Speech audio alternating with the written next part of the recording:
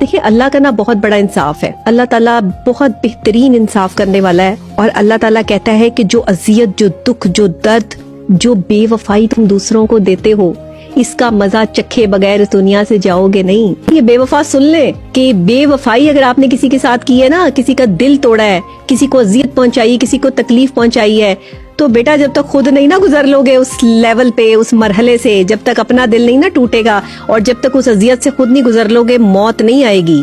मजा चख के निकलोगे यहाँ से। किसी को दुख दिया है, किसी को दर्द दिया है, दुनिया तुम्हारे लिए मजीद जो है वो लंबी कर दी जाएगी, उस शख्स की जिंदगी जो है वो बढ़ा दी जाएगी। अल्लाह ताला ने आपको मौत नहीं देनी, आप दुनिया में देख के जाओगे। वो बदले हैं जो दुनिया में आपको जो है वो अजियतनाक मौत की सूरत में मिलते हैं। सबसे बड़ी औरत की खूबी ये है कि वो अपने आप को अगर संवारने पे आ जाए ना, तो एक ही मर्द को मजबूर कर देती है बार बार उससे मोहब्बत करने पर, और एक ही मर्द जो है वो बार बार उसका जो है वो आशिक बन सकता है अगर औरत अपने हुस्न को संवारने पर आ जाए। औरत इतनी हसीन चीज है दुनिया की, कायनात की, अगर औरत अपने हुस्न को समझ ले।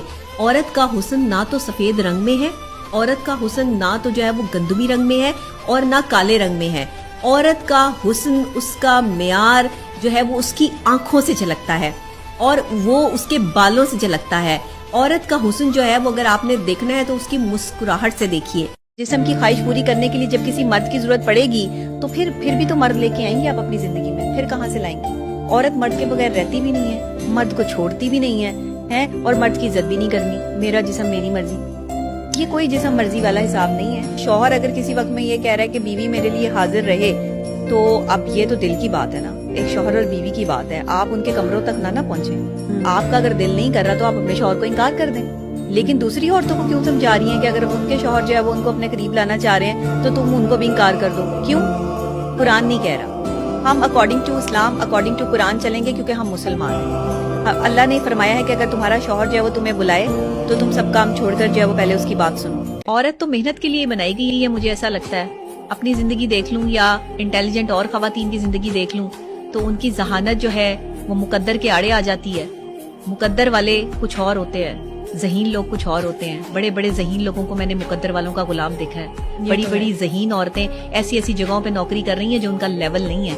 वो इससे बड़ी अप्रोच जो है वो रखती थी, वो इससे बड़ी जगह पर डिजर्व करती थी, लेकिन वहां पे कोई मर्द बैठा है, वहां पर कोई और जो है वो ज़हीन नहीं, चालाक औरत बैठी है। चालाकी और जहानत में बड़ा फर्क है। आज उसे स्किल का नाम दिया जाता है, ये स्किल नहीं है। जहानत एक अलग चीज है। ज़हीन आदमी किसी को नुकसान नहीं पहुंचाता, चालाक आदमी किसी को नुकसान पहुंचा सकता है। अपनी चालाकियों से, अपनी मक्कारियों से वो अपनी जगह तो बना लेता है, लेकिन एक दिन जलील जरूर होता है, चाहे वो औरत है चाहे वो मर्द है। जितना मर्जी बड़ा चालाक हो, जितनी मर्जी बड़ी मक्कारियां लगाता हो,